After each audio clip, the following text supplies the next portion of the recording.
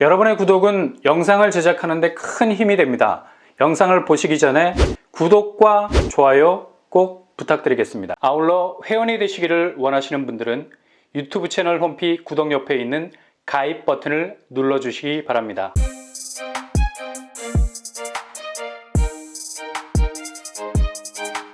안녕하세요. 반바람 먹토파입니다. IMF에서 연일 한국을 향해서 공세의 날을 세우고 있습니다. 이런 경고성 발언들은 양날의 칼이겠죠. 한편으론 한국에 대한 관심도가 그만큼 높다는 것, 기대치가 있다는 건데, 아시아 국가 중에서 상당한 국가 경쟁력을 가진 나라라는 심볼. 근데 최근에 코리아 디스카운트라는 국가 가치 저하의 기로에 서 있는 위기도 겪고 있는데요. 다른 한편으론 정말 한국이 제3자의 입장에서 볼 때 정말 위험한 고비를 넘어가고 있다는 것, 조바심이 난다는 건데, 1997년 외환위기를 겪었던 홍역을 제대로 치른 나라라서 유독 IMF 초점에서 잘 사라지지 않는 나라이기도 하겠죠. 워낙에 금융위기라는 전쟁을 된통 제대로 겪은 나라치고는 당시 위기를 비교적 잘 극복한 편이었습니다. 당시 국난 극복의 주체는 기업이 아니라 국민이었습니다. 왜냐? 당시 GDP 대비 기업 대출 비율은 108% 정도였고요. 반면에 가계대출 비율은 40%에 불과했어. 그만큼 가계가 진 빚이 그리 많지 않았기 때문에 금 모으기가 가능했죠. 장롱 속에 숨어 있었던 금을 모조리 끌어내기 시작했고, 심지어 할머니들은 당신들 금리까지 빼서 나오기도 하는 애국심을 발휘하기도 하셨습니다. 그러니 당연히 가장 빠른 시간 내에 빚을 털고 일어날 수 있었는데, 이게 상황이 뒤집어진 건 2002년 카드 사태. 소비 진작 차원에서 신용카드가 남발되기 시작을 하고, 심지어 길거리에서 지나가는 노숙자 붙들고 신용이고 뭐고 묻지도 따지지도 않고 카드를 남발을 했었으니, 그러니 당연히 카드 사태 터질 수밖에 없고요. 이때는 개인이 문제였는데 이걸 막아준 게 기업이었습니다. 당시 한국 기업들이 수출에 날개를 달고 있었던 터라 카드 사태를 제대로 막아낼 수 있는 자금력을 발휘를 했던 거죠. 근데 최근에 헬블링이라는 IMF 위원이 연일 강도 높은 경고성 발언을 쏟아내고 있는데, 특히 빚 갚을 능력 없는 아시아 기업 급증하고 있는데 그중 유독 한국이 리스크가 크다는 직격탄을 날렸죠.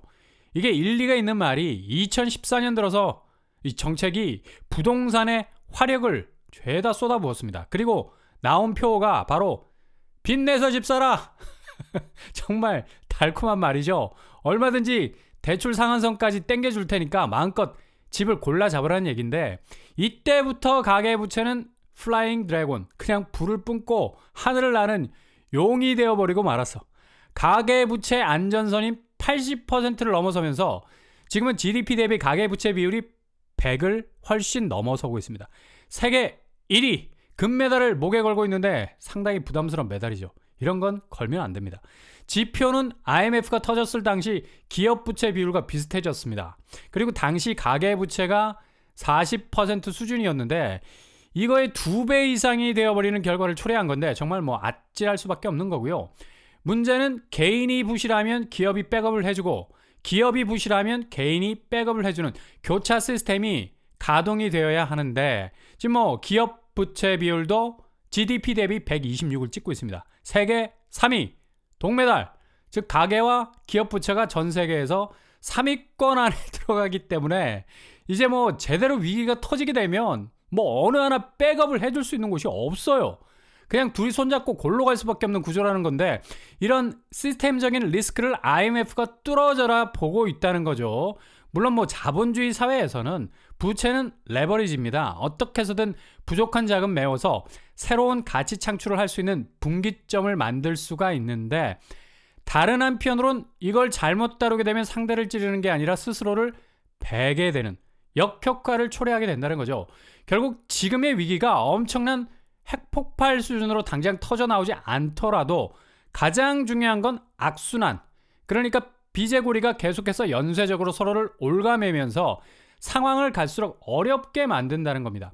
빚이라는 건 그냥 밤새도록 내린 눈, 지붕 위를 털어주는 것처럼 한 번에 털 수 있을 때 부채가 아니라 정말 또 다른 가치를 창출해낼 수 있는 마중물이 되는 건데, 지금 우리 상황은 수익성 부분에서 한국 자체의 저성장으로 가는 경제 잠재성, 그리고 부동산으로 화력을 집중한 나머지 그런 화력을 바탕으로 달려야 할 건설업계의 호황은커녕 수익이 공중분해되고 있는 상황에서 발생하는 자금 경색, 여기에 뭐 두 겹, 세 겹으로 자금을 쌓아놓고 잭팟을 터트리려 했던 금융권의 PF 위기감, 그리고 개인은 천문학적인 주담대로 고금리 몸살을 앓고 있는 개인 디폴트 긴장감, 이렇게 그냥 모든 것이 지뢰밭이 될 만큼 어디 하나 실제로 사고가 터지면 그곳을 대신해서 메워줄 수 있는 것이 전혀 없을 정도의 엄청난 리스크를 겪고 있다는 게 문제죠.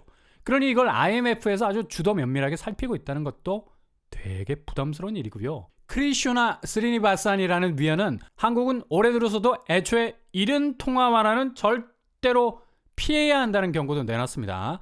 한국은행의 3.5% 금리 동결 기조가 되도록 유지되는 것이 보다 안정적인 금리 환경을 구축하는 일이라는 것을 조언한 것이죠. 그리고 크리스틸레나 게오르기에바, 이름에서 뭐 혀가 막 꼬이려고 그러죠. 섣불리 물가 잡았다고 승리 선언하지 말라는 경고도 하고 있습니다. 이렇게 지금 거의 뭐 서라운드 경고를 IMF에서 날리고 있는 것도 뭔가 굉장히 찜찜한 느낌도 들고요. 그만큼 한국 가계비 추이가 가계, 기업을 통틀어서 이전과는 완전히 다른 양상으로 가고 있는 궤적을 보이고 있기 때문일 겁니다. 근데 이런 위기의식하고는 지금 뭐 한국 돌아가는 판사리가 완전히 거꾸로 간다는 느낌도 들고요. 상황이 이런데도 주담대 증가세가 좀처럼 꺾이지 않고 있죠. 금융권 가계대출은 전년보다 10조 1천억이 늘었습니다. 이걸 뭐 그대로 견인했던 건 바로 주담대. 역시 담대할 수밖에 없는 사람들이 받는 대출이 주담대인가? 근데 이게 그냥 개인이 적극적으로 대출을 땡기기 위해서 뛰어들었던 면도 없지 않아 있지만, 이렇게 주담대가 공격적으로 증가한 원인은 바로 정책 모기지 때문이라는 결론도 나왔습니다. 결국 부동산 부양이라는 집을 짓기 위해서 온갖 대출 자재를 다 때려 넣어서 집을 근사하게 올리기 위한 규제 완화가 작년부터 가계대출의 벚꽃을 피우기 시작을 했다는 얘기인데, 이렇게 정책 모기지들이 앞다퉈서 저리에 대출에 대한 창구를 거의 뭐 완전히 오픈하듯이 열어놓으니까 누가 뭐 여기에 관심을 기울이지 않을 수 있겠습니까? 그래프 좀 보세요. 이거 뭐 거의 뭐 드라마틱한 변화를 보여주는 궤적. 놀이공원 가면 딱 어울릴 만한 궤도 열차 동선을 보여주고 있죠. 거의 뭐 극에 달했던 때는 바로 2020년과 2021년. 당시 집값이 미친 듯이 천장을 뚫어버릴 정도로 오른 시기. 예열이 확실하게 되어 있었으니 기름 뭐 풀로 채워놓고 엑셀 밟아보자. 그렇게 온 세상 자금을 동원해서 아파트를 사들기 시작해서 출혈 경쟁이면 아군인지 적군인지 피아가 구별이 안 될 정도로는 특히 신축 아파트를 사들이기 위한 각축전 벌어졌고, 구축은 갭투가 뭐 미친 듯이 성행하는 용암 대분출이 이뤄졌는데, 결국 이런 결과로 인해서 집값은 거의 더블 이상 오르는 기염을 토해냈었습니다. 여기에 자금을 쏟아넣은 분들이 더욱 열심히 대출이라는 한 우물을 팔 수밖에 없었던 것도 빌린 만큼만 집값이 올라주는 것이 아니라 빌린 것 이상으로 집값이 뛰어주니까 자기들 가슴도 막 뛰기 시작을 한 거지. 그러다가 2022년 들어서면서 미국 기준금리 미친 듯이 올라가기 시작하고 대출을 뭐 더 이상 땡겼다가는 이거 뭐 자책골 될 리스크가 커지니까 그때부터 대출 뚝, 부동산으로 수문을 무한대로 개방했던 자금줄기가 완전히 말라버리기 시작하면서 1차 하락장이 시작된 때 바로 2022년 그래프를 보면 마이너스로 돌아서 있죠.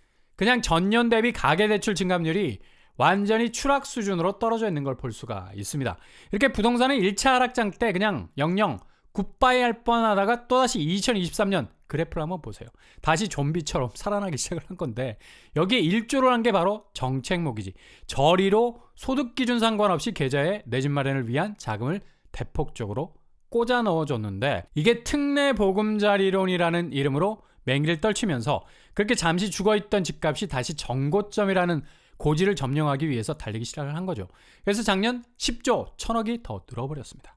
이게 지금 심각한 건 2022년 1차 하락장 때는 그래도 대내외 경제 지표가 그닥 나쁘지 않았어요. 그동안 그렇게 부동산 자금 끌어다가 집을 사도 버틸 만한 경제적인 툴이 단단하게 고정이 돼 있었는데, 이게 다 뭐 비바람에 날아가게 생겼고, 지금 한국 경제 잠재 성장률도 작년에 1.4%로 마침표를 찍었고, 올해도 겨우 2% 맞출까 말까 할 정도고, 전체 부동산을 지지해주던 그 기초가 그냥 막 빠지직하고 깨지는 상태입니다. 2022년 미친 듯이 올랐던 고금리 기조가 다시 해빙의 시대로 돌아오는 것도 아니고 여전히 겨울 왕국의 맹위를 떨치고 있는데, 이렇게 분위기 쎄해지는 기간 동안 이번 2차 하락장이 시작이 된 거라는 얘기입니다. 근데 지난주 한국은행 발표에서 우려스러운 부분이 나왔죠. 바로 은행들의 대출 기조에 대한 스탠스, 주담대에 대한 대환대출 인프라 이용 확대 등의 영향으로 대출 자체가 많이 완화될 거라는 전망 내놨습니다. 그렇다면 비은행 어떨까요? 여기는 뭐 지금 물린 곳들이 많아서 건설사 도산 위기와 함께 더 이상 대출을 확대할 수 있는 여력 없습니다. 당연히 대출 태도는 강화 기조로 갈 것으로 전망을 하고 있죠. 이렇게 대출문이 닫혀야 할 시기에 또 우회적인 대출 창구 통해서 자꾸 가계대출 규모가 커지기 시작하고 은행 대출 기조가 완화되는 것으로 가기 시작을 하면 이거 어쩌냐. 돈은 빌리는데 그 돈을 갚을 사람이 없으면 이거 파산 아닙니까? 한국은행이 밝힌 신용위험 수준 높은 수준을 유지할 것으로 전망을 하고 있죠. 당연하죠. 내가 갚을 수 있는 자금보다 갚지 못할 수준까지 돈을 빌려오는데 리스크는 자연 발생적으로 생길 수밖에 없습니다. 그래서 되도록 매매 시장 쪽에서 거한 대출 일으키지 않는 게 좋고요. 특히 대환 대출은 오는 31일 내일 모레부터 전세 저리로 갈아탈 수 있는 기회가 옵니다. 이 부분은 한번 체크해 보시고 트라이를 해보는 것도 좋을 듯 해 보입니다.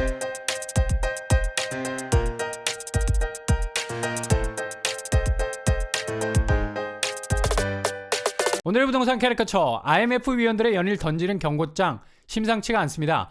가계가 부실하면 이를 기업이 메워주고 기업이 부실하면 개인이 힘을 내주면 되는데 지금 우리는 양자가 다 부채에 허덕이는 상황. 그럼에도 불구하고 한국은행이 발표한 대출 태도는 금융권이 여전히 창구가 계속해서 열려 있다는 사실이죠.